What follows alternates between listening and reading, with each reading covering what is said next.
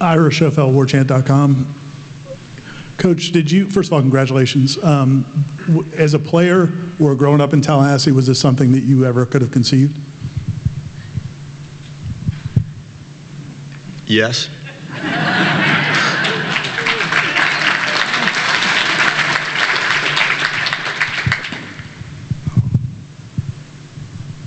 I did. I played for the greatest coach in college baseball history. And Jeff Hogan was a phenomenal high school coach. So those two motivated me to think the game and study the game. I envisioned one day thinking about what it would be like to be the head coach of Florida State. Does that appear to line up in today's world of college athletics? Did I really think that was a possibility? Faintly. But I had thought about it. Yes. Kurt Weiler here with the Tallahassee Democrat, left of the, right here. Yes. You talked, I know, a little in press conferences during the postseason about how hard it was when the job came open and when your team was obviously still alive and still competing for a national title. I guess, what have the last few weeks been like, and when did you finally kind of let yourself think about this job and do that thinking in your head?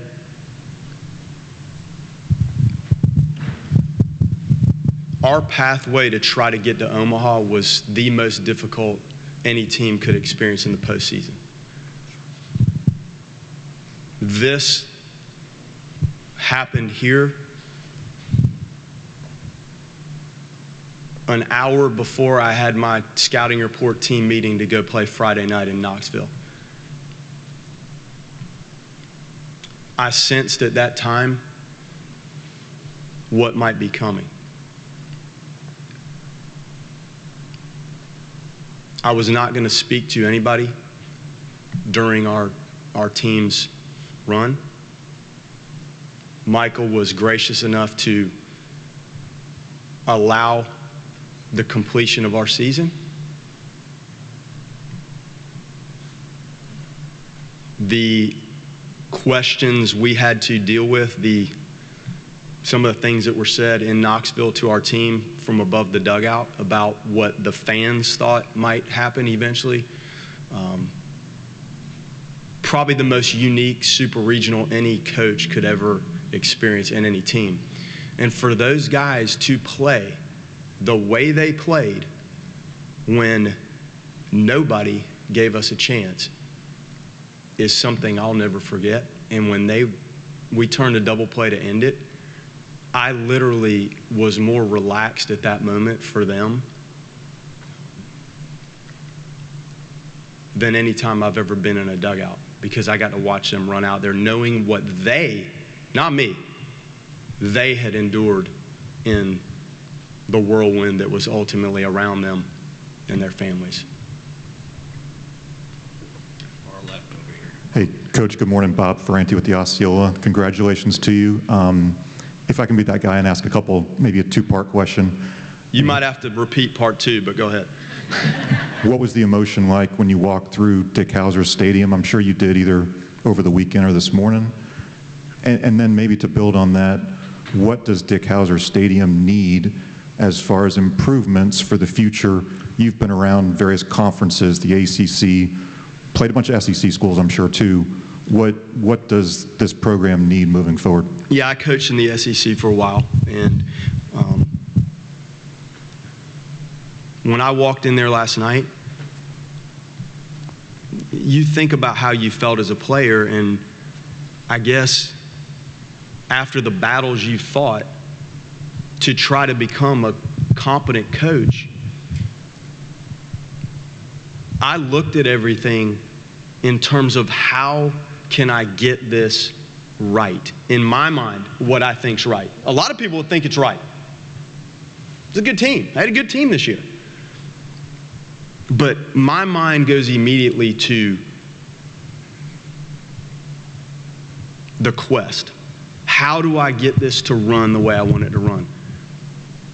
How do I tidy things up? How do I get that cage right?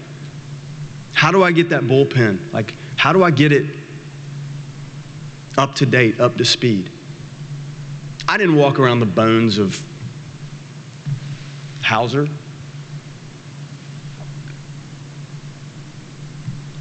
Our Notre Dame stadium has 1,800 seats.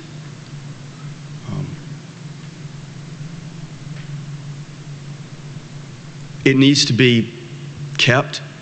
Michael and I have talked about it. I can tell it's on his mind walking around the athletic center in our place. We have to keep up our shop a little bit. We need to refresh things. I tried to stop the work on the field because I had some ideas on what I thought might help everybody.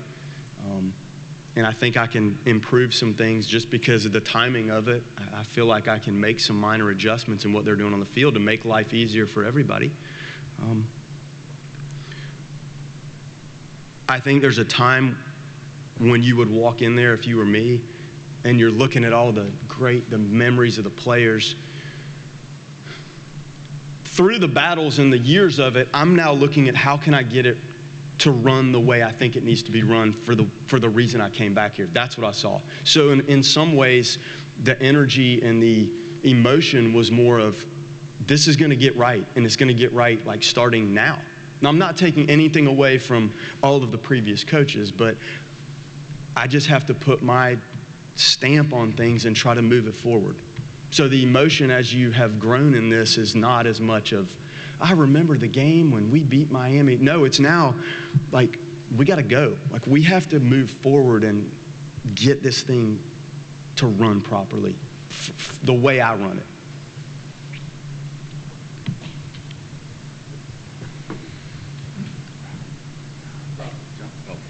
On the camera well, Coach. Ryan Kelly, WCTV, you played for Florida High. You played here in the Big Bend. You know, between this and, a half hour up the road, just how much talent there is here and in South Georgia. How important is it going to be to keep that good local talent here at home and end up in Garnet and Gold? We have to. We have to. I don't think our whole roster can be Florida, South Georgia kids, but a big part of it should be. Big part of it should be. The history of the program will tell you that some of the greats are just that, from that area. We also have to expand because we are Florida State. I think we have national reach and branding that will allow us to go to some other parts of the country to supplement what's available to us in-state and on a regional level. And that's what it's going to take. But make no mistake, you're exactly right. This has to start right here. I was a local kid. I'd climb over the dang fence to take ground balls on the field. Like, they're the local kids in the area, they want to be a part of this. This is what they've always had visions of. And we have to do well in the southern part of the state. We've got to continue that. And then we do have to understand the need to nationally reach for people that can help us ultimately win it all. To the left there, camera's. Hey, Coach, Aslan Javani with Warchant.com. What was the process like for you 3 years ago when the job opened up? And you've certainly proved yourself worthy of this job. What did you prove to yourself maybe in South Bend, and what did you learn about yourself, and can you quantify how much better of a coach you are now?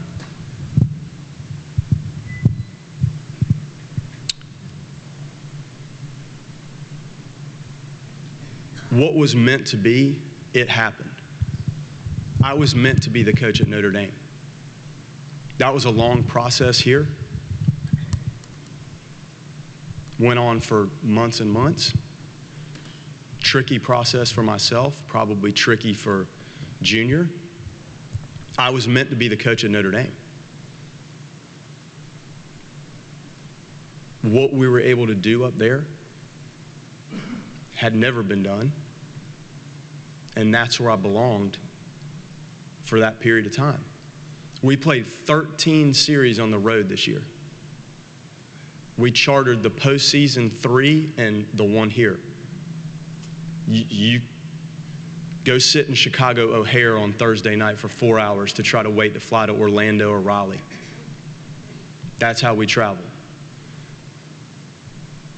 I think I'm a better coach because I watched those guys absolutely grind it out in every facet of their experience at Notre Dame. I had to be more creative with practice. We spent 7 straight weeks on an indoor football field, and half of the time we shared it with softball, men's lacrosse, women's lacrosse, and the track team ran around the track the entire time we practiced. That's from 8 to 10 a.m. on Saturday morning. You might have the 9 to 11 slot on Sunday. Then you might have to finish your scrimmage in our batting cage. And if you're not tough enough to play on the road and come out of the gates, your season is over before you ever play a home game. So if that doesn't make you a little more creative and a better coach, I don't know what will. Hey, Coach, Allison Posey here on the camera well from WTXL. Just coming back to your hometown, to Tallahassee. I mean, when you were at Florida High, it was, you know, right across the way. But just to be able to coach here, what does it mean to you to be able to come back and coach at home? I feel like I closed the circle. And I feel an obligation to get these guys to perform at a championship level. It's an obligation I feel strongly. That's what I felt when I walked in the stadium, is the how can we get this? How can we do this? How can we host things here? How can we win? This has brought me right back. But I don't feel like the circle is closed, but I don't feel like I've filled in what I'm missing on the inside of that. And, very special to be able to stop by my parents' house and pop in on them. It's hard to do from South Bend, Indiana. Jen's folks, to be able to, you know, we got to pop in their house. So it's deeper than just the baseball. But I need to fill that circle in with a couple things that I lack. Over to your left again. When you talked to your team at Notre Dame and they put out that video, and you mentioned your family and how important that aspect of it is. If Florida State, if Michael Alford didn't have the right answers to the questions you asked about the program, would it have still been an easy decision to come to Florida State, or how important were both sides of that?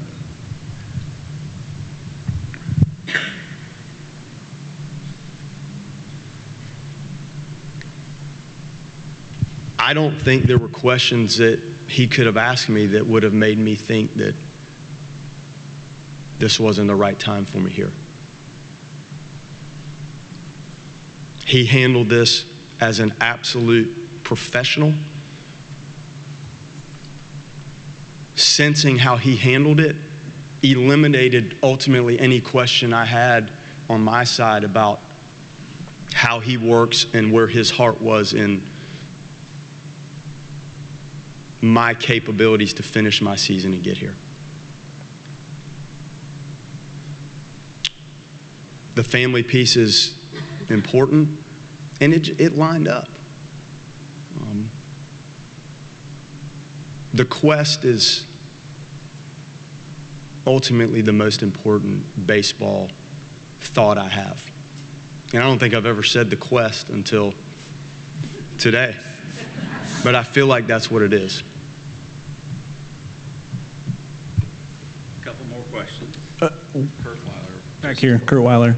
Watching your teams at Notre Dame, I think even at UNC Greensboro, I know there's been a reputation for kind of consistently, fundamentally sound. I guess how involved are you in that in the day-to-day, and what do you attribute just kind of building that reputation as a coach? Well, you know, I coach the infielders and the hitters, and as my assistants have been with me, they start to take on some of the facets of the offense and are able to teach it. I'm not reinventing the game, but you have to have ways that you want to do things. And once people have been with you for a while, they start to do it. I coach the infielders. Sometimes I don't feel like I do a very good job of it, but I do it. As you coach at this level, probably other levels beyond and below, you feel like more of the games are actually lost than won by mistakes on the mound and mistakes defensively. I felt like everybody viewed my offensive resume as impressive, which maybe it is, but really it's, can you cultivate the right dynamic on the mound and back that up with the right athleticism and fundamentals and positioning and thinking defensively?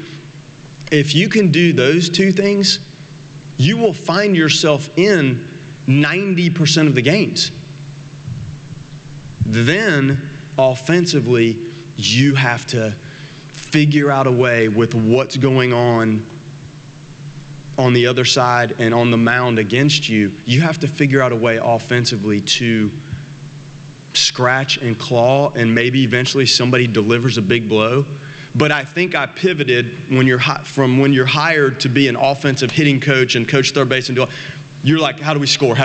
Well, then when you're responsible for winning, I think what you see is clean, sound, savvy, athletic, variety on the mound. Man, that puts you in position to win a lot of games. Then offensively, do you have enough buttons and skills to score? That first game we played here, I didn't know if anybody's ever going to score. I think everybody tried anything. So then, if you can hang in there, like sometimes somebody delivers a blow that may not be something that was necessarily a button you pushed. But that variety and the capabilities and the clean style of play, that wins. Chris Nee, right in front of you there. Link, Chris Nee with Noles247.com. You spoke on modernizing the program. I know it's something you also spoke at your prior establishment. What are some of the things that it takes to do exactly what you envision doing? How do we use the modern technology? How do we filter that for these guys? What sort of video are we using for instruction, for scouting reports? What data that we have access to actually allows them to be in a position to use it to function offensively, defensively? TrackMan probably spits out 100 metrics for every pitched ball in that stadium. Now, if I printed that out for you guys, or myself, I wouldn't know what half of them are, but there's some in there that really tell some stories. So using the modern information with the old school tactics are very important. Pitch shaping, what pitches actually play best with the other one for one particular pitcher. It may vary from one guy to the next.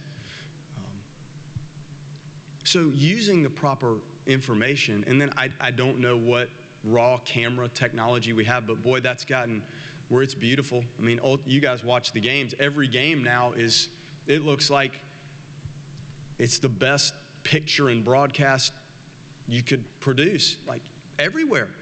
So you have to use that and take the modern tools that you have and make sure it's helping them position themselves to grow individually.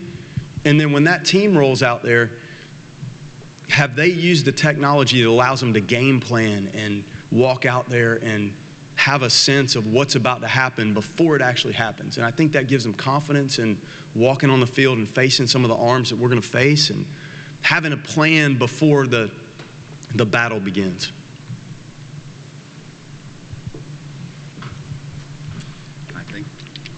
He's not going to run off, folks. He'll be here. Thank you very much. And as we've said all along, welcome home. Thank you, Rob. Thank you.